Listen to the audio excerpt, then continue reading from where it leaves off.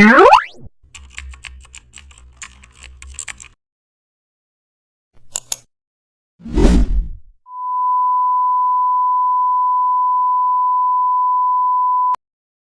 back to the channel, and don't forget to like, share and subscribe for more updates. Today we are diving into an exciting tutorial how to create gradient gold foil effect in Photoshop. Start by typing your bold text and open layer style, select gradient overlay. Click the gradient editor and select gold shades. Use color stops, set style to reflected and set angle 90 degree. And also add a bevel and emboss effect. Increase highlight opacity for metallic shine. Add a subtle noise overlay for texture realism. Duplicate the layer for depth. Now add inner glow using soft yellow tone. It enhances gold reflections.